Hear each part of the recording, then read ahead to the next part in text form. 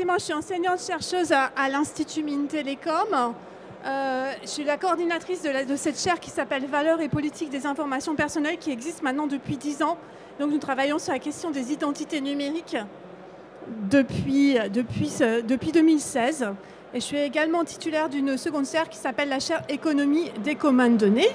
Donc, par ailleurs, je travaille sur les questions d'identité numérique, de 5G et de données personnelles avec la SNCF en gare de Rennes. Et comme vous pouvez le voir, je suis aussi impliquée dans un certain nombre de comités éthiques, notamment le comité pilote d'éthique du numérique au niveau national.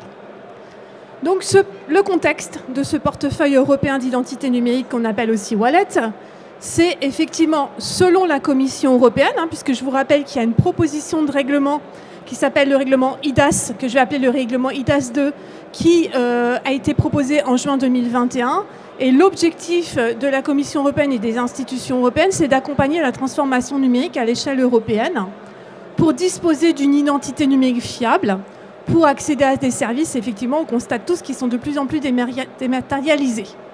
Donc ce wallet, c'est pour accompagner la continuité d'activité des citoyens. Donc on parle bien d'identité numérique des personnes physiques et des individus, mais aussi d'identité numérique des entreprises dans ce wallet. Et c'est en multi-contexte, que ce soit la santé avec le pass sanitaire, les paiements, le vote en ligne, vos billets de train couplés avec votre réservation de chambre d'hôtel et la clé dans votre wallet, pourquoi pas, qui pourrait ouvrir cette porte de votre chambre d'hôtel. Je voudrais insister dans ce contexte sur le fait que l'identité numérique, nous ne parlons pas d'identité numérique, mais des identités numériques au sein de mon programme de recherche, parce qu'on estime, et je vous l'expliquerai tout à l'heure, qu'il faut absolument avoir le choix, dans certains contextes, de choisir la façon dont on veut se présenter aux autres. Donc c'est le rôle primordial de l'identité numérique dans le monde virtuel, mais aussi dans le monde physique, hors ligne. Vous voulez prouver votre identité dans un hôpital, vous sortez aussi votre wallet, qui est notamment, principalement dans votre smartphone. Et c'est très important, cette question des identités numériques, peut-être qu'on n'en parle pas assez, c'est que ça va déterminer notre construction et notre construction sociale et nos interactions sociales avec autrui, dans des sphères sociales, dans des sphères économiques, dans des sphères politiques, puisqu'il peut aussi nous servir au vote en ligne, mais aussi nos interactions avec autrui. Peut-être que quand je vais aller m'inscrire dans un club de voile ou autre, je ne vais pas vouloir me présenter sous Claire Levallois-Bart, mais sous un autre nom. Et si je n'ai pas besoin de m'identifier de façon avec une garantie élevée, je dois pouvoir, et ça c'est ce qu'on soutient dans la chaire, pouvoir me présenter de la façon dont je l'entends. On a fait un sondage avec Médiamétrie qui date déjà de 2019, mais vous voyez que on met en place des stratégies, nous, citoyens, pour ne pas nous présenter obligatoirement sous notre nom juridique. 75% des répondants disposent de plusieurs adresses mail, je pense qu'on le fait tous. On utilise des pseudonymes et même 31% un faux nom, un faux prénom dans certains contextes. Les enjeux, vous l'aurez compris, c'est mettre en place une identité numérique fiable, pour lutter contre les usurpations d'identité qui sont de plus en plus nombreuses, contre les fraudes, notamment le vote en ligne, contre la manipulation des opinions également. Le deuxième enjeu, c'est le pouvoir de marché des plateformes. On est ici en France, c'est une proposition de l'Union européenne, une ambition européenne, mais on n'ignore pas que des identités Google, Facebook, Apple sont très faciles d'utilisation. On est tenté, c'est très très commode d'aller les utiliser. Elles sont en plus disponibles à l'échelle mondiale, donc que j'achète sur un site français ou un site d'un autre État, c'est beaucoup plus facile. Petit problème quand même, c'est qu'elles sont souvent déclaratives. Alors, ce n'est pas un problème si je veux utiliser un pseudo, mais c'est un problème, effectivement, si dans certains contextes, je dois avoir un niveau de garantie bien plus élevé pour faire certaines choses en ligne et hors ligne. D'un point de vue juridique, ça veut dire aussi, parmi les enjeux, la liberté de choisir certaines choses, j'y reviendrai tout à l'heure. C'est le respect de ma vie privée, forcément. C'est un certain niveau de transparence pour me donner confiance dans le système. Et c'est bien sûr l'application du RGPD, du Règlement général sur la protection des données qui date de 2016. Un autre enjeu, c'est l'enjeu de souveraineté. Les États, habituellement, ont une prérogative sur l'émission des identités, notre carte d'identité, notre passeport. Comment est-ce que cela se situe? Qu'est-ce qui est remis en cause au niveau des États? C'est aussi un enjeu de souveraineté au niveau européen. Alors l'ambition politique, c'est ce fameux wallet, portefeuille européen d'identité numérique, que je mets PEIN dans mes slides parce que c'est bien trop long. C'est garantir l'accès à une identité électronique hautement sécurisée et fiable, utilisable partout dans l'Union européenne, principalement sur des smartphones, mais aussi sur d'autres terminaux. Et l'ambition, c'est qu'au moins 80% des personnes, physiques ou morales, puissent y accéder d'ici quelques années. Et c'est user-centric. C'est sous le contrôle de l'utilisateur. Donc ça, on fait le lien avec les valeurs européennes, sous le contrôle de l'utilisateur, en ligne et en ligne, je vous l'ai dit. On peut imaginer, parce que évidemment tout ça n'est pas du tout abouti, hein, c'est en cours de réflexion, qu'on aura donc dans notre portefeuille européen d'identité numérique des données d'identification, mon nom, mon prénom, tout ce qu'on pourrait regrouper au niveau français sous l'état civil. Je pourrais y stocker des justificatifs comme mon permis de conduire, mes diplômes, donc c'est un cas pratique, un use case qui est très regardé, des billets de train, mes analyses de sang, mes passes vaccinaux, si on en a encore besoin, je n'espère pas. Et puis, c'est toute une partie attributs. Je vais pouvoir aller chercher dans des justificatifs ou ailleurs des attributs. Donc, pour une personne physique, c'est des données personnelles, mais ça peut être aussi des données financières d'une entreprise. Je peux les stocker. Je peux refaire des attestations comme je l'entends après. Donc, ça devrait être sous mon contrôle. Et dernière partie, une partie signature électronique aussi dans ce wallet. Alors, moi, je suis juriste, donc on va repasser par les textes juridiques de base. Cette idée d'une identité numérique à l'échelle européenne, elle n'est pas nouvelle. Là, on va citer la première directive de 1999, signature électronique, mais il y a des textes qui montrent que c'était bien. L'idée était déjà bien là avant cette date. Et ce qui est important en ce moment, nous sommes sur les règlements, un règlement de 2014 qui s'appelle le règlement IDAS, sur l'identification électronique et les services de confiance pour les transactions électroniques au sein du marché intérieur. Donc ça, c'est IDAS 1 2014.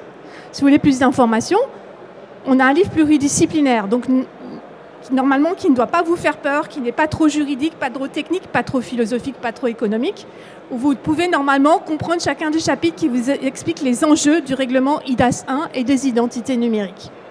Et là, nous sommes sur une proposition de règlement de la Commission européenne de juin 2021 qui n'abroge pas le règlement IDAS 1, mais qui vient le modifier dans certaines parties et qui notamment vient ajouter toute la partie wallet, portefeuille européen d'identité numérique. Je rentre dans le deuxième niveau de complexité. Donc, dans le cadre de cette révision, dans le cas de IDAS 2, vous avez ici, juin 2021, la proposition de la Commission européenne. Le mécanisme classique d'élaboration des textes européens, vous avez eu en novembre 2022 le Conseil de l'Union européenne, qui schématiquement réunit les États membres, qui a publié son orientation générale, donc son avis sur le texte, sur la proposition de la Commission. Puis le Parlement européen, en mars 2023, donc là, récemment, il y a eu un rapport émis par la commission ITRE, la commission en charge du dossier au principal. Il y avait d'autres commissions, commission IMCO, commission LIBE, commission jury. Et ça a été voté en séance plénière au Parlement européen. Le mandat de négociation a été voté le 16 mars, il se base sur le rapport du 2 mars. Et là, nous sommes partis en trilogue, c'est-à-dire une négociation entre les trois institutions, Commission européenne, Conseil de l'Union européenne, Parlement européen. Donc, il n'y a pas, entre guillemets, de deuxième tour. Hein.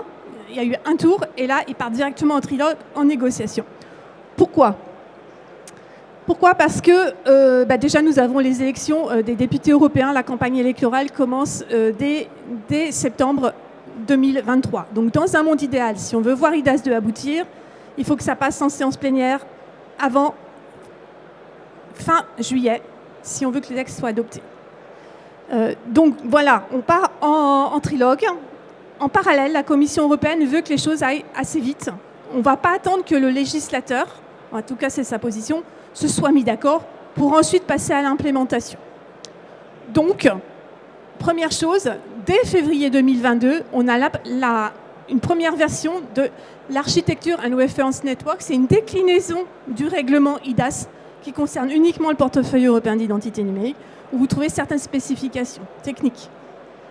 V2 de l'ARF, donc j'appellerai toujours ARF, donc c'est les spécifications techniques. V2 publié en janvier 2023, ici, par la Commission européenne, qui est en ligne, hein, qui est accessible au public. Toujours en parallèle. Donc j'ai mon règlement, une proposition de règlement, l'architecture de référence, et j'ai la Commission européenne qui met de l'argent sur la table pour pouvoir développer deux choses. C'est en gris.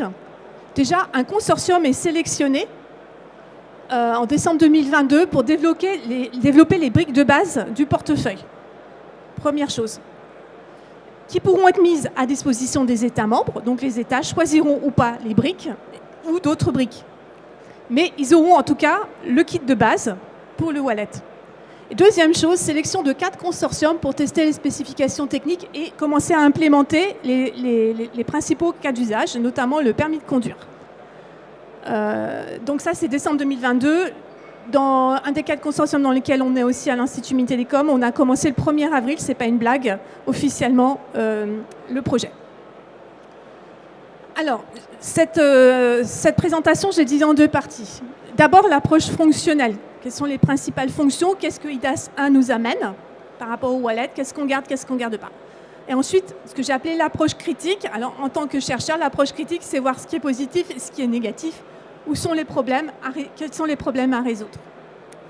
Donc, sur l'approche fonctionnelle, d'abord, il faut authentifier l'utilisateur, être bien sûr qu'on a la bonne personne qui utilise le portefeuille et qui va signer notamment des choses. Et ensuite, on a un certain nombre de services qui accompagnent ce wallet. C'est un classique, c'est la partie 2 du règlement IDAS 1 actuel. Ça s'appelle les services de confiance fournis par des prestataires de confiance. Alors je dirais, si je suis juriste épinailleuse, des prestataires dits de confiance, on les qualifie juridiquement comme ça, sont-ils véritablement de confiance? C'est une autre affaire, mais on n'entrera pas dans le détail aujourd'hui. Donc sur l'authentification, je me base sur déjà une première brique IDAS 1 qui existe déjà. Un peu de droit. Ici, l'identité numérique, on le sait tous, c'est la prérogative des États membres. C'est bien l'État français qui nous délivre notre carte d'identité, notre passeport, qui délivre les cartes de séjour. Donc, l'identité numérique, c'est une compétence nationale. Ce n'est pas une compétence européenne, ce n'est pas dans les traités.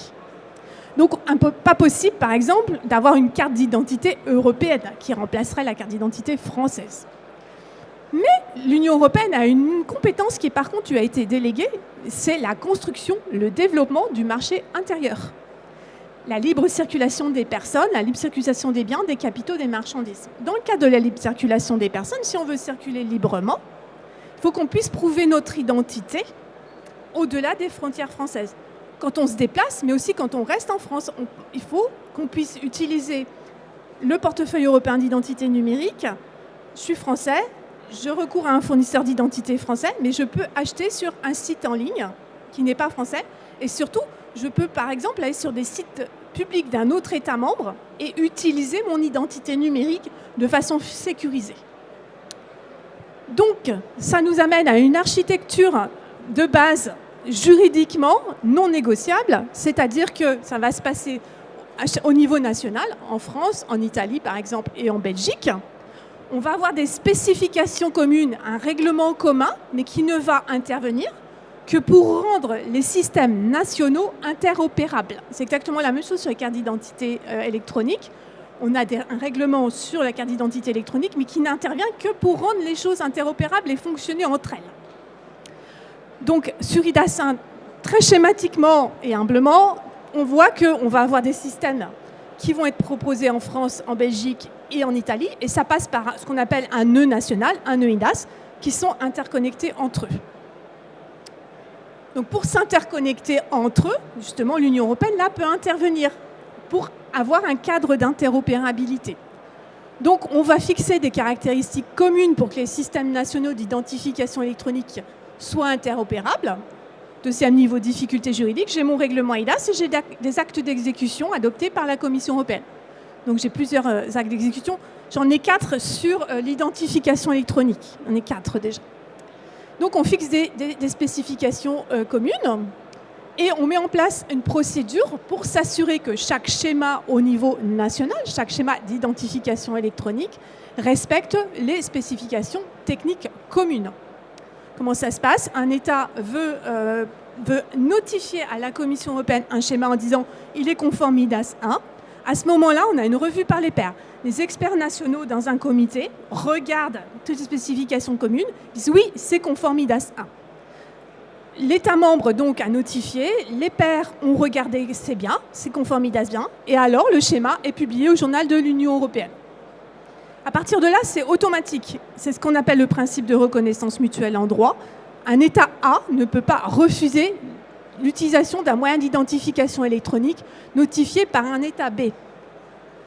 Traduction, je suis sous SPID, c'est le système d'identification électronique italien, je suis italien, j'utilise ce système d'identification électronique et je veux pouvoir m'inscrire au chômage en France, exemple fictif, eh bien, avec, dans certains cas, c'est-à-dire si c'est des cas de garantie élevée notamment, et si c'est uniquement pour les services publics français, alors le site de services français qui gère l'assurance chômage sera tenu de se baser sur l'identité numérique basée sur le système national italien. Ça va être la même chose pour le wallet. Le wallet va être délivré au niveau national. Concrètement, ça va être beaucoup plus simple pour vous, c'est publié sur le site de la Commission européenne, donc là je pense que c'est plus concret. On a les pays ici, les États ici, et on voit ce qui a été notifié ici. Donc vous voyez différents pays, différentes notifications. Alors ça peut être sur une carte physique qu'on met dans un lecteur, ça peut être sur un smartphone directement. Il n'y a pas un modèle européen, donc si ça rentre dans les spécifications techniques, c'est bon. L'émetteur peut être public, ça peut être un État, ou privé, au hasard une banque, ou l'identité numérique fournie par la Poste en France. Et il y a 3 niveaux de garantie. Donc pour nous, ce qui est important aussi dans l'équipe de recherche, c'est que, et c'est bien dans IDAS, si je n'ai pas besoin d'une simple identité, entre guillemets, déclarative, je vais prendre le niveau faible. Mais si je suis vraiment sur des choses très importantes où je dois avoir un niveau élevé, alors je vais être en niveau élevé de garantie. Et entre les deux, on a le niveau substantiel. Donc concrètement, en France, on a notifié un schéma qui est dans le cadre de France Connect et ça concerne l'identité numérique La Poste. Donc pour l'instant, l'identité numérique La Poste en France Connect et en France est le seul à fournir un schéma, une identité électronique de niveau substantiel. Pas de niveau élevé, de niveau substantiel. Et ce matin, j'écoutais des interventions sur le sujet. D'autres partenaires vont, dans France Connect, bientôt amener à une certaine liberté de choix ou de concurrence. Ça dépend comment on se situe par rapport à l'identité numérique La Poste. Donc, je vous ai dit 3 niveaux de garantie, le faible, le substantiel, le élevé, juste pour vous donner une idée. Si je prends l'exemple des facteurs d'authentification, le faible, j'ai un facteur d'authentification, par exemple un mot de passe. Le substantiel, j'ai le mot de passe plus le code temporaire envoyé par SMS, un grand classique quand on fait des paiements en ligne. Le élevé, c'est le niveau substantiel plus quelque chose qui me permet de me protéger des attaquants à potentiel d'attaque élevé, typiquement ma carte d'identité électronique française avec la puce qui va permettre effectivement d'atteindre le niveau élevé. Alors, le portefeuille européen d'identité numérique se base dans la proposition de règlement de la Commission européenne sur le niveau élevé, ici. Mais il y a discussion, notamment au niveau du Conseil de l'Union européenne, où effectivement il y a un certain nombre d'États qui sont de niveau substantiel et pas encore de niveau élevé. Donc la discussion est est-ce qu'on fait officiellement de l'élevé et on propose des arrangements, c'est le cas du Conseil, sur du substantiel plus quelque chose d'autre de façon transitoire, ou est-ce qu'on exige que du niveau élevé? On verra dans le règlement final ce qui est retenu. Deuxième chose qui va être apportée par IDAS 2, on va se baser sur la revue par les pairs, toujours. Et peut-être, mais là moi je n'ai pas bien compris, si on peut en discuter, je suis preneuse, sur de la certification dans certains cas. En tout cas, on sera sur de la certification sur le wallet, sur la cybersécurité tout à l'heure, je vous l'expliquerai. Maintenant, sur ces schémas-là, à discuter. Le texte, tel qu'il est rédigé, n'est pas très clair. Donc, à partir de là, nous avons aussi, je vous ai dit, notamment de la signature électronique dans le wallet. Donc, on a IDAS 1 a commencé à faire rentrer dans son champ d'application certains services dits de confiance. Dans IDAS 1, donc voilà, alors là, effectivement, si je reviens au wallet pour faire le lien, Donc le wallet me permet de m'identifier, de m'authentifier auprès, c'est un vocabulaire IDAS spécifique, c'est pour ça que je l'introduis, d'une partie utilisatrice. Donc on distingue dans IDAS l'utilisateur qui va utiliser le wallet de la partie utilisatrice qui en gros est le fournisseur de services électroniques, c'est-à-dire je vais aller me connecter sur le site d'Orange, sur le site d'EDF, sur le site voilà, de mon banquier. Mon banquier, le loueur de voiture qui va regarder ma carte d'identité sur le wallet, c'est la partie utilisatrice. Relying parties en anglais. Donc, premier vocabulaire IDAS. Donc, le wallet, je vais m'authentifier auprès de cette partie utilisatrice. Je vais pouvoir avoir des attestations électroniques d'attributs en recourant à un prestataire de services de confiance. Donc là, ça va être réglementé par IDAS 2. Et je vais pouvoir obtenir des attestations qui vont me permettre d'authentifier les attributs. Et je vais pouvoir signer. Donc on a déjà dans IDAS 1 deux types de prestataires de confiance. On va dire le prestataire de confiance simple ou non qualifié. Donc celui-là, il va respecter les exigences de sécurité qui sont dans IDAS 1 et dans IDAS 2. Il va prendre les mesures de sécurité pour gérer les risques. Notamment, vous voyez, c'est important aussi en données personnelles, on a ça dans le RGPD. Il va notifier toute atteinte à la sécurité et la perte d'intégrité qui a une incidence importante. Donc là, la notification se fera au niveau de l'ANSSI. Si ça concerne le RGPD des données personnelles, notification également à la CNIL. Donc ça, c'est les obligations de base du prestataire de confiance. Et on a le prestataire de confiance qualifié qui lui est soumis aux obligations, bien évidemment, du prestataire de confiance, mais aussi à des obligations renforcées en matière de sécurité. Donc, notamment, si on veut que la signature électronique elle ait les mêmes effets juridiques qu'une signature papier, on va devoir recourir à un prestataire de confiance qualifié parce qu'il, lui, seul pourra produire des preuves qui seront acceptées par le juge.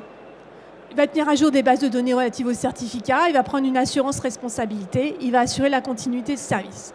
Donc il a un statut qui lui est attribué par l'organe de contrôle dans chacun des États membres, en France, l'ANSSI. Et surtout, ce qui est important, il figure sur une liste de confiance. La confiance, elle doit se prouver. Donc être sur une liste qui est accessible à tout le monde en ligne, c'est de la transparence qui permet de vérifier que ce fournisseur est bien qualifié IDAS 1 et que donc on peut lui faire confiance. Donc 5 services de confiance, je vais aller vite dans IDAS 1. La signature électronique, mais vous voyez pour un certain nombre de choses uniquement pour la signature électronique. Et les cachets électroniques. Les cachets électroniques, pour faire simple, c'est la signature électronique des personnes morales. La signature électronique, c'est pour les personnes physiques. 3 niveaux, simple, avancé, qualifié. On a l'eurodatage électronique, 2 niveaux, simple, qualifié, et même chose, 2 niveaux pour le service d'envoi recommandé électronique et l'authentification de sites web. Donc vous voyez ici, dans cette partie-là, en niveau qualifié, c'est uniquement fourni par un prestataire de services de confiance qualifié. Et ces principes de reconnaissance mutuelle, une fois qu'il a passé les fourches codines de l'ANSSI en France, qu'il est sur la liste de confiance, les autres États membres doivent lui reconnaître le même statut. Et donc, on a des effets juridiques ramenés au même service au niveau papier, si c'est pour de la signature, des cachets ou de l'eurodatage électronique. Donc ça, c'est IDAS 1. On conserve cette partie-là dans IDAS 2, ce n'est pas modifié, mais on ajoute des services. On ajoute l'archivage électronique, on ajoute la création de signatures et de cachets électroniques à distance. Donc à distance, c'est important. On ajoute les registres électroniques, pour simplifier, je vais très vite, de type blockchain. Et on ajoute les attestations électroniques d'attributs. Le principe est le même. Pour une attestation électronique d'attributs qualifiée, seul un prestataire de service de confiance qualifié pourra la fournir. Et l'attestation aura le même effet juridique qu'une attestation papier. Exemple concret, je déménage, je fournis ma preuve de ma nouvelle adresse avec ma facture EDF. Et bien là, on pourra avoir cette facture dématérialisée sur le wallet. Enfin, on pourra. Les use cases sont à développer, hein, j'anticipe. On devrait, donc je vais être prudente, on devrait avoir cette facture EDF dans le wallet et s'en servir de la même façon. Ici, interrogation sur les registres électroniques seront-ils ou pas dans le champ d'IDAS 2 à discuter. Moi, j'ai constaté qu'ils sont proposés par la Commission européenne, mais qu'ils ont été enlevés par le Parlement européen. Est-ce que le Parlement européen n'en veut pas? C'est un peu bizarre qu'il ne veuille pas faire entrer dans le champ d'ISA 2. Ou est-ce que c'est pour mettre une certaine pression pour obtenir certaines choses? Point d'interrogation, je m'arrêterai là, je vous laisse vous faire votre propre opinion. Donc l'attestation électronique d'attributs, c'est vraiment un des grands apports du portefeuille européen d'identité. Ça concerne une particularité, une caractéristique, une qualité, sous une forme électronique, que ce soit un individu ou une entreprise. Et on pourra, à partir des attributs, on devrait pouvoir générer notre propre attestation. Je vous ai dit, c'est centré utilisateur. Donc je devrais pouvoir choisir mes attributs et ne donner que les attributs, ne mettre dans l'attestation que les attributs que je souhaite communiquer dans un certain contexte à certaines entités.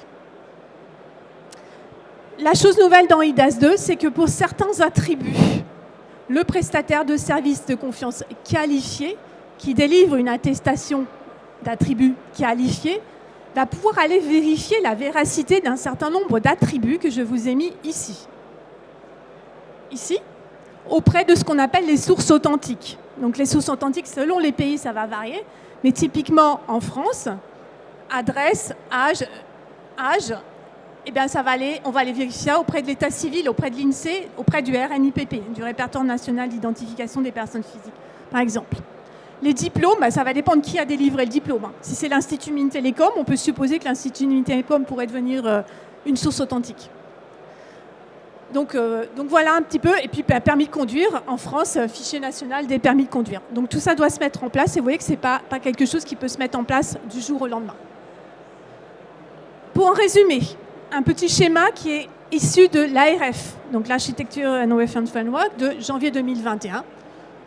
J'ai mon fabricant de smartphone qui me fournit mon smartphone. Je suis l'utilisateur et j'active mon portefeuille européen d'identité numérique. On peut supposer qu'on le téléchargera telle une application. Et il va être téléchargé parce que je vais demander à un émetteur de portefeuille européen de me le fournir. Donc là, c'est la même chose. Normalement, je devrais pouvoir choisir mon émetteur de portefeuille. Un peu comme en ce moment, quand je veux faire un paiement en ligne, je choisis est-ce que je paye avec ma carte bleue, est-ce que je passe par PayPal ou est-ce que je choisis un paiement en cash dans la boutique. On devrait pouvoir choisir, en fonction de ce qu'on veut faire, son émetteur de portefeuille. La partie utilisatrice, elle va avoir une interface, il va y avoir une interface entre les deux, là, portefeuille et partie utilisatrice, pour échanger un certain nombre de choses. Ces choses, d'abord, c'est mes données d'identification, ce qu'on appelle PID en anglais. Donc mes données PID, c'est très important, il y a des discussions, je reviendrai dessus. Et puis mes signatures électroniques qualifiées, mes attestations d'attributs qualifiées et non qualifiées. Et quand elles seront qualifiées, ces attestations électroniques d'attributs, on l'a vu tout à l'heure, elles seront vérifiées pour un certain nombre d'attributs auprès des sources authentiques. Le schéma, il est tiré de l'ARF. Je vois qu'il y en a qui essayent de le copier, mais si vous allez voir l'ARF, vous l'aurez.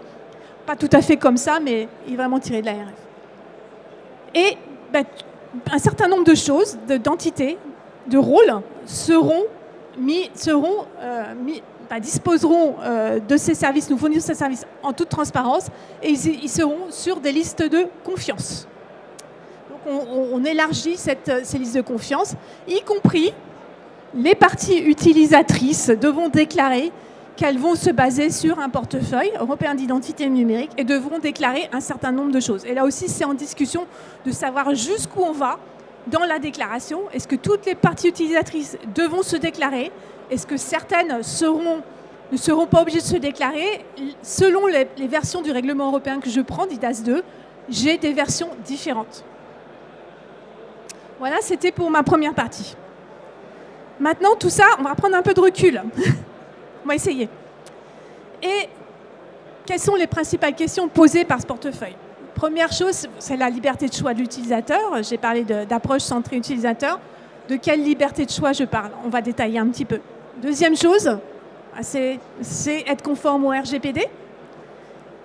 Est-ce que IDAS 2 doit implémenter directement dans le règlement les principes du RGPD et lesquels? Est-ce qu'il doit renvoyer au RGPD ou à d'autres textes? Troisième question, il y a un recours à la certification. Quel type de problème ça pose? Et la question, bien sûr, de la souveraineté. La liberté de l'utilisateur.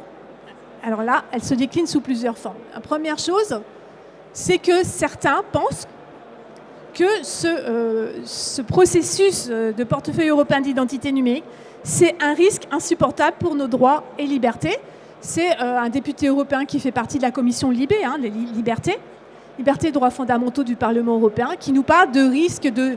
Alors moi, j'ai traduit ça par chanification, mais c'est plutôt sinisation, que le texte n'est qu'en anglais, et que ça permet un système similaire au crédit social. Donc, ce dont je vais vous parler, est-ce que c'est vrai, est-ce que c'est faux? Comment le faire pour l'éviter? Parce que mon positionnement est de dire que ce portefeuille, on en a besoin. On ne peut pas rester sur l'identité déclarative et envoyer à tout bout de champ des photocopies de notre carte d'identité. Il faut qu'on avance. Le problème, c'est comment on avance. Et comment on avance bien, en confiance, pour respecter nos valeurs européennes autant que faire se peut. Premièrement, la liberté d'utiliser un portefeuille. Si j'ai mon portefeuille, est-ce que toutes les entreprises, est-ce que tous les organismes publics sont obligés de l'accepter? Ou est-ce qu'ils vont encore me demander une photocopie de ma carte d'identité? Oui, un organisme public devra accepter mon portefeuille quand je l'utiliserai. Pour les entreprises, c'est un peu plus compliqué. Les très grandes plateformes, au hasard, Google, Facebook, etc., seront tenues d'accepter mon portefeuille quand elles exigeront une authentification de ma part. Ça, c'est directement en lien avec le Digital Market Act, un autre règlement qui a été adopté au niveau de l'Union européenne, vous avez peut-être entendu parler. Donc, ils seront tenus d'accepter que j'utilise mon portefeuille. Mais en règle générale, si je ne suis pas une grande plateforme, je n'ai pas d'obligation.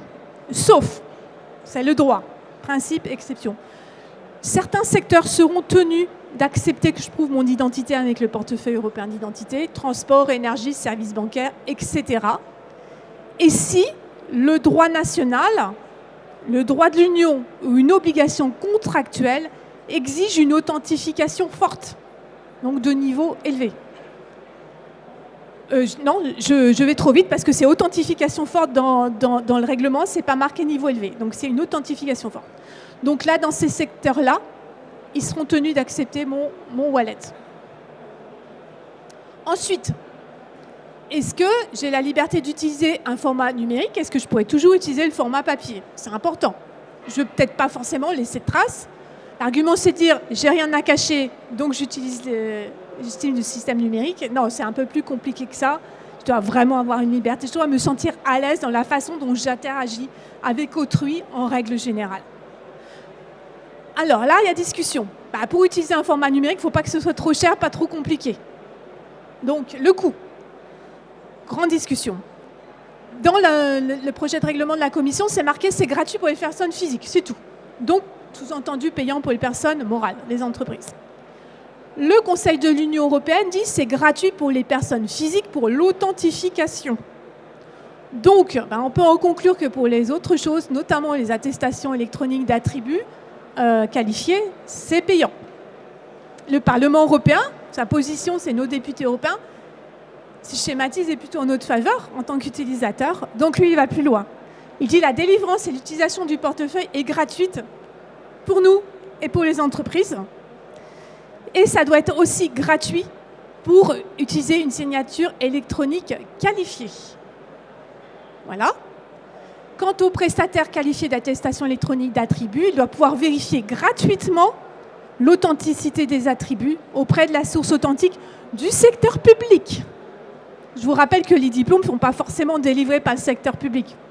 Donc là, c'est du secteur public. Donc il va y avoir des négociations sur la gratuité. Qu'est-ce qui va être gratuit, qu'est-ce qui va être payant? Liberté d'utiliser des documents, Commission européenne, il n'y a rien dans sa proposition de règlement. Le problème, c'est qu'il y a des personnes qui n'ont pas forcément le bon smartphone avec le bon niveau de protection qui va permettre le niveau de garantie élevé. Premier problème. Et deuxième problème, c'est que ça peut être compliqué à utiliser. Ça peut tomber en panne. Mais le Parlement a pensé qu'effectivement, il faut préciser que l'utilisation du portefeuille est volontaire. Elle ne peut pas être imposée. Et que si on ne l'utilise pas, on ne doit pas se mettre dans une position de désavantage. Et il a bien précisé tout ça dans son texte. Voilà pour la liberté de choix et de conserver du papier pour prouver son identité. Autre point important, la liberté d'utiliser des pseudonymes. Alors là, c'est typiquement juridique. Je vous ai dit tout à l'heure, j'insiste vraiment sur l'importance de choisir ces pseudonymes, ce que nous on appelle des identités, la liberté d'avoir des identités multiples, parce que dans certains cas, si je me présente sous un pseudo, je ne vais pas forcément dire la même chose que si j'utilise mon vrai nom. Je synthétise. Hein. Et que donc c'est important pour la liberté d'expression, c'est aussi important pour la non-discrimination. Des CV, alors pas anonymes mais pseudonymisés, sont importants dans certains cas, pour protéger certaines minorités, y compris les femmes dans certains cas. Ce n'est pas forcément à savoir que je suis une femme à un niveau 1 de CV. Donc c'est important d'avoir cette possibilité de générer des pseudonymes. Évidemment, hein, le pseudonyme, on ne va pas l'utiliser en niveau de garantie élevé, où on va avoir besoin vraiment de prouver notre identité. La Commission européenne ne s'intéresse pas tellement dans sa proposition de règlement, en tout cas à reconnaître explicitement ce droit à des pseudonymes. Par contre, vous voyez que le Parlement européen introduit une nouvelle disposition qui, effectivement, nous dit que l'utilisation de pseudonymes dans les transactions électroniques, librement choisies par l'utilisateur, donc on ne m'impose pas mon pseudo, est toujours autorisée et n'est pas interdite ou restreinte par un contrat ou des conditions générales d'application du service. On sait que ça, c'est la faille. Les CGU des fameux services Google, Facebook et compagnie ont été retoqués notamment par le tribunal de grande instance de Paris. Et dernière chose, bien dit que les portefeuilles permettent à l'utilisateur de générer des pseudonymes. Donc, je génère moi-même à partir du pseudonyme et je les stocke de manière cryptée, donc je les protège en local, en son sein. Le Parlement insiste beaucoup, c'est la nouveauté, sur de base un stockage au sein du wallet, décentralisé, et consentement de l'utilisateur si je veux faire un autre type de stockage. Ensuite, le RGPD. Il y a certaines choses qu'on retrouve dans IDAS 2, dans la proposition de la Commission européenne, notamment sur la divulgation sélective des attributs aux parties utilisatrices, en disant que ça doit devenir un élément de conception de base. Donc, centré utilisateur, je choisis ce que je veux divulguer comme attribut aux parties utilisatrices et je dois pouvoir contrôler la quantité de données transmises. Petit problème, il ne s'intéresse pas aux métadonnées, c'est-à-dire à la question « Êtes-vous majeur, avez-vous depuis 18 ans ?» et de pouvoir répondre « Oui, non », la question n'est pas étudiée dans la proposition de la Commission européenne. Principe de nécessité, je vais assez vite. Et puis des garanties organisationnelles et techniques, c'est très important, effectivement. Au niveau de la fourniture des portefeuilles et des attestations, bien que techniquement les données soient séparées, soient maintenues séparées, et que le prestataire d'attestation d'attributs qualifié doit fournir ses services via une entité juridique distincte. Donc là, on sépare même juridiquement les entités. Problème, à mon avis, on ne parle pas des mineurs, on ne parle pas des personnes sous curatelle, on ne sait pas comment ça va se passer pour les personnes décédées dans la proposition de la Commission. Très peu de choses sur le principe de transparence, qui est pourtant un des éléments de la confiance. Durée de conservation des données, absolument muet. Sur tout ce qui est données sensibles, origine raciale, opinion politique, données de santé, pas grand-chose, vraiment le minimum. Et sur les technologies qui vont permettre de protéger ma vie privée et en même temps de me voir attribuer le service, pas grand-chose, rien.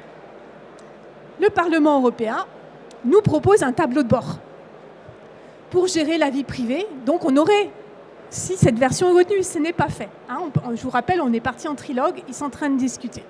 Un tableau de bord activé par défaut, je n'ai pas besoin de l'installer, il est direct dans mon wallet. Et je vois ce qui se passe, je vois ce que les parties prenantes avec lesquelles j'ai établi une connexion, donc tous les services publics et privés, je vois le type de données partagées avec chaque partie prenante. Si ça vous intéresse, il y a mon France Connect qui propose aussi déjà quelque chose de similaire, si vous voulez aller voir, où on va voir qui accède à quelles données, quand on utilise mon France Connect, c'est assez intéressant.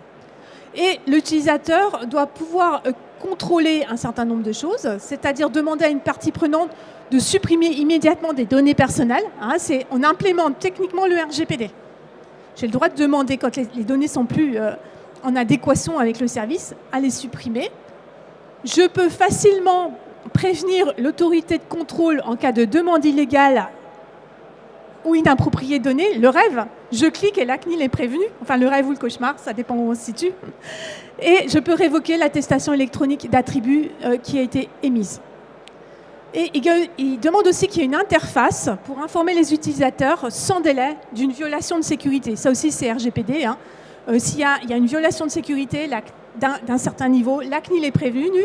Et normalement, l'entreprise qui a perdu mes données personnelles, qui a eu un problème, doit me prévenir. Donc là, ça se ferait directement par une interface spécifique. Le problème, qui est vraiment discuté en ce moment, et la CNIL en parle beaucoup, c'est sur quelles données je vais me baser pour m'identifier et m'authentifier. Donc dans IDAS 1, pour établir cette interopérabilité des services, enfin, des systèmes à l'échelle européenne, il faut qu'on se base sur les mêmes données dans l'ensemble des pays de l'Union européenne. Donc on a nom de famille actuel, prénom actuel, date de naissance et un identifiant unique. Et tout le problème, c'est la question de l'identifiant unique. À l'heure actuelle, ce qui est précisé, c'est que l'identifiant unique, il doit être aussi persistant que possible dans le temps. Il ne dit pas qu'il doit être attribué ad vitam aeternam à la personne. Il ne dit pas que ça doit être un numéro de type numéro de sécurité sociale qu'on nous attribue à la naissance jusqu'à notre décès, mais aussi persistant que possible dans le temps. Ça, c'est IDAS 1 actuel. La Commission nous dit, la Commission européenne, oui, on a un petit problème, c'est que ce n'est pas suffisant. Il y a encore des problèmes d'identification. Donc, il faut que l'identifiant il soit univoque et constant. Donc, qu'il soit renforcé, si je puis dire, parce qu'il y a des abus, parce qu'il y a des erreurs. Et en fait, il y a beaucoup d'erreurs. Hein. C'est assez compliqué, en fait, de ne pas avoir d'erreurs. Si vous prenez l'état civil, votre permis de conduire, votre nom est mal orthographié. Moi, j'ai un tiret à certains moments dans mes deux prénoms ou autres, et du coup, ça bug. Donc, elle dit qu'il faut un identifiant qui soit unique et constant dans les cas où il est nécessaire d'identifier juridiquement l'utilisateur à sa demande. Donc, pas dans tous les cas. Hein, pas dans tous les cas. Mais ça, en fait, si on fait, je schématise, un identifiant de type sécurité sociale, juridiquement, c'est contraire à notre loi informatique et liberté en France, et c'est inconstitutionnel en Allemagne notamment. Et les CNIL européennes réunies, enfin non, pas les CNIL, la CNIL des institutions européennes, le contrôleur européen à la protection des données, pointe bien la difficulté de cet identifiant unique et il demande à la Commission d'explorer des moyens alternatifs pour renforcer la sécurité de l'identification, mais aussi protéger ma vie privée. La solution, elle est proposée par le Parlement européen, enfin une solution est proposée par le Parlement européen. Il dit oui, ces données d'identification, elles doivent représenter sans équivoque la personne, ça c'est une évidence. Mais en fait, pour accéder à des personnes publiques transfrontaliers, à des services publics, donc déjà on réduit, nécessitant l'identification de l'utilisateur en vertu du droit de l'Union ou du droit national, à la demande de la personne, les États membres qui disposent d'au moins un identifiant unique émettent des identifiants uniques et permanents pour une utilisation sans transfert. Ça veut dire que vous avez quand même une discussion entre, on va dire, la CNIL française et son homologue allemand, qui sont sur quelque chose de...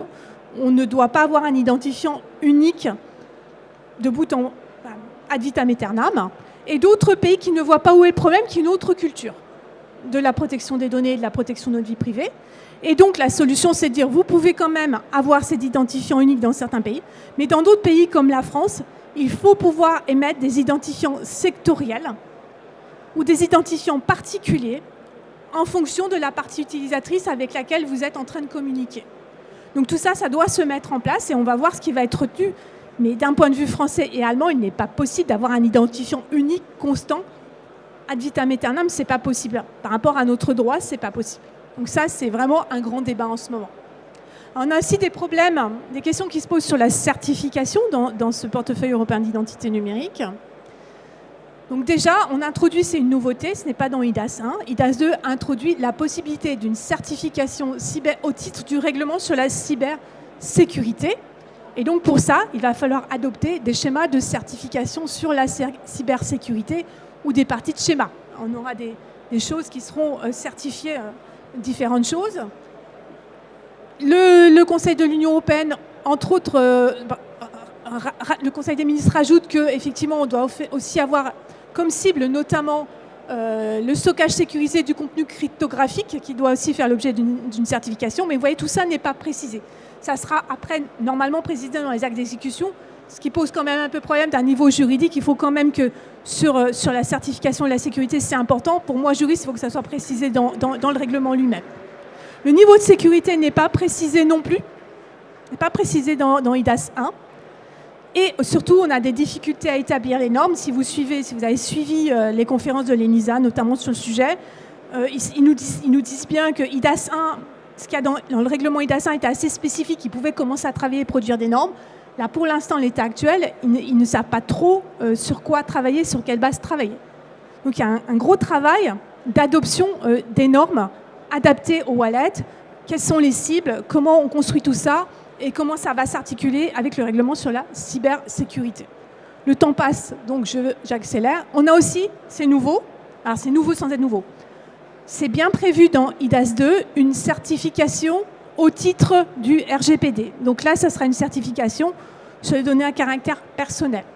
La certification, elle est déjà prévue dans le RGPD, mais on le rappelle dans IDAS 2. Là, bon, si vous voulez vraiment creuser, on a publié un livre qui s'appelle « Signes de confiance, l'impact des labels sur la gestion des données personnelles ». À l'époque, la CNIL appelait ça des labels. Maintenant, ça s'appelle la certification. Mais vous avez vraiment tous les principes de base pour comprendre là où ça va et là où ça ne va pas. C'est bien détaillé dans notre ouvrage. Et donc, là, c'est pareil. Sur quelle cible, qu'est-ce qui va certifier RGPD ou pas? Et là, c'est aussi très, très compliqué, les cibles RGPD. Et puis, on voit bien qu'il n'y a pas de certification RGPD imposée aux fournisseurs d'attestation d'attributs qualifiés, ce qui est un peu bizarre quand même, de pas les certifier. Pareil, pas de prévision quant au calendrier des publications des référentiels. Et de toute façon, les référentiels, ils vont être très, très compliqués à établir. Est-ce qu'ils vont être des référentiels au niveau national ou au niveau d'Union européenne? C'est prévu aussi dans le RGPD, on ne sait pas pour l'instant. Donc ça, c'est à suivre. À mon avis, l'année prochaine, pour le FIC 2024, je ne vous annoncerai pas que les référentiels sont adoptés. Ça, ma main coupée. Et dernière chose, la question de la souveraineté. Effectivement, l'identité numérique, on l'a vu, c'est une prérogative des États membres. Mais le système, en fait, on l'a vu, les schémas d'identification électronique notifiés IDAS 1, la Poste, en France, en fournit un. Donc, ce n'est pas un acteur totalement public. Et on a la même chose. Les wallets pourront être délivrés par un État, typiquement le ministère de l'Intérieur, pour de certains usages, pourront être délivrés sur mandat d'un État ou indépendamment d'un État. Conclusion, un Google ou un Facebook qui va s'adresser à un pays que je ne citerai pas au hasard, un pays, on va dire, qui n'est pas fermé du tout à ce que les wallets soient fournis par des acteurs privés, et pourquoi pas, après il faut regarder dans le détail, pourrait donc permettre à ces acteurs-là de fournir le portefeuille. S'il est fourni conformément aux normes européennes, ça ne me pose pas de problème. Et le problème, c'est comment on va les vérifier qui sont conformes aux normes européennes. Il va vraiment falloir mettre des garde-fous à ce niveau-là. Le souci, c'est qu'effectivement, ils sont habitués à nous fournir des identités. On est habitué à utiliser leurs identités déclaratives parce que c'est très commode. Et que donc, ils ont, de base, ils peuvent avoir aussi un avantage concurrentiel.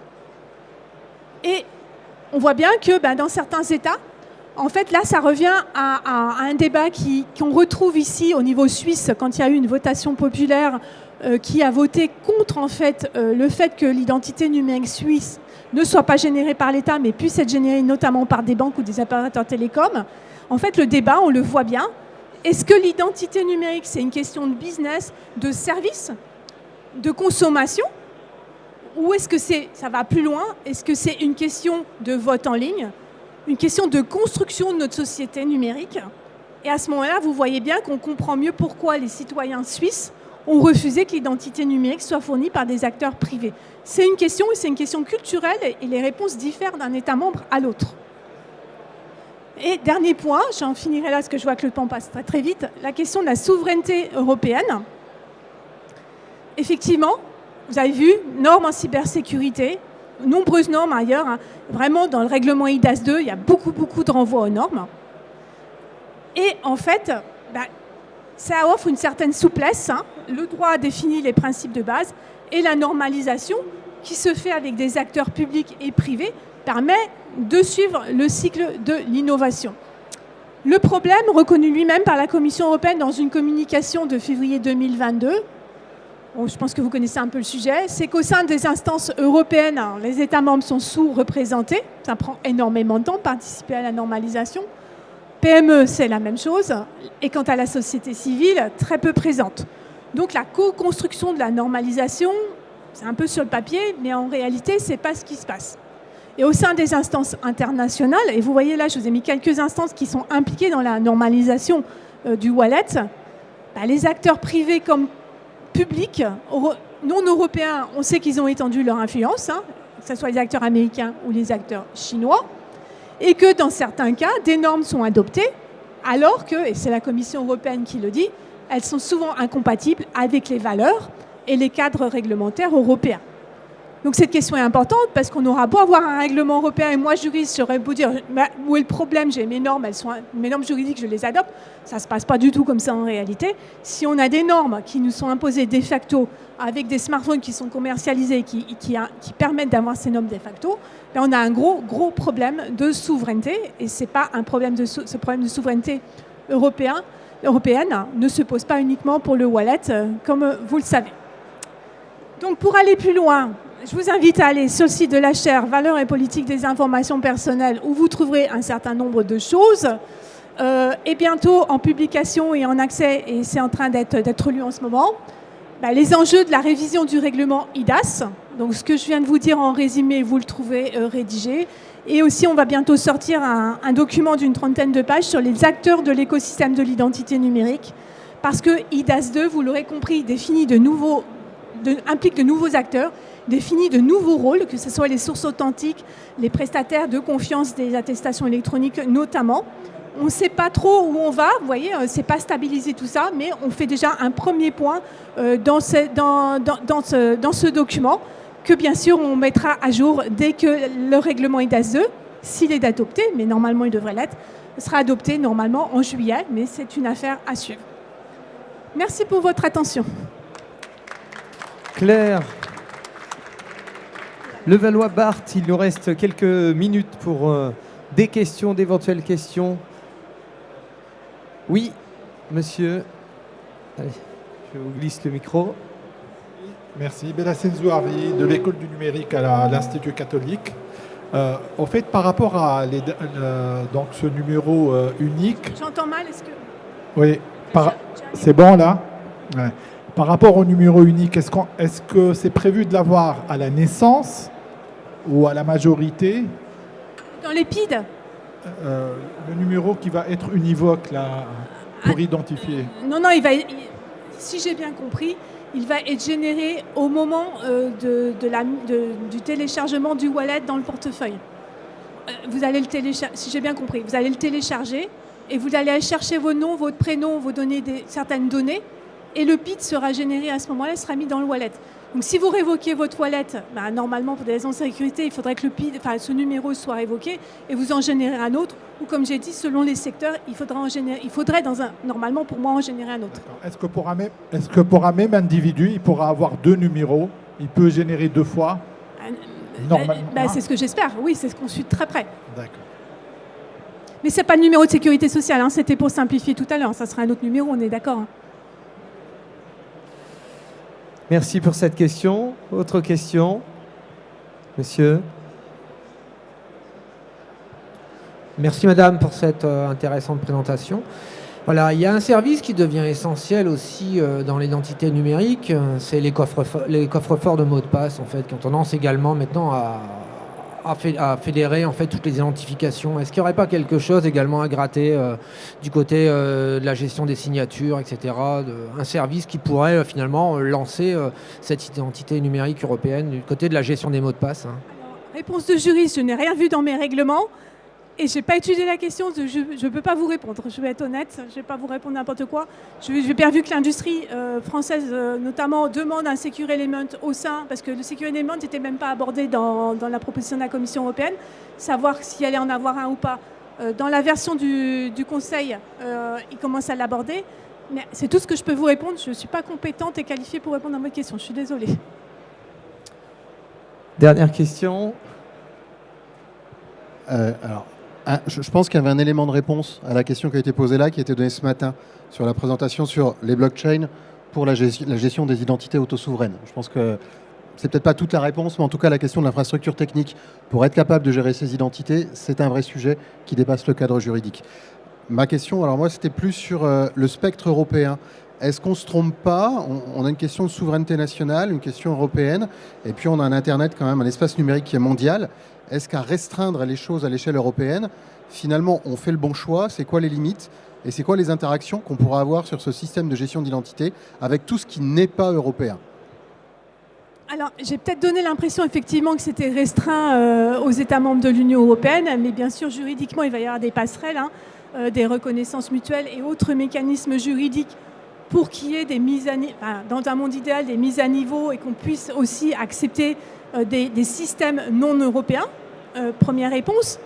Si je vais un peu plus loin, si je compare avec le RGPD, certains États, certains argumentent que le RGPD, c'est de l'exportation des valeurs européennes au-delà des frontières européennes. On a des pays, notamment en Amérique du Sud, qui ont adopté l'équivalent culturel, local, du RGPD. Est-ce qu'on ne tente pas non plus de faire la même chose à travers ce wallet, à travers la puissance de marché des consommateurs européens? Est-ce que ça ne nous permettra pas aussi d'exporter nos valeurs et nos schémas européens? C'est aussi une façon de voir les choses. Bon, tu auras compris de quel côté je suis, Guillaume.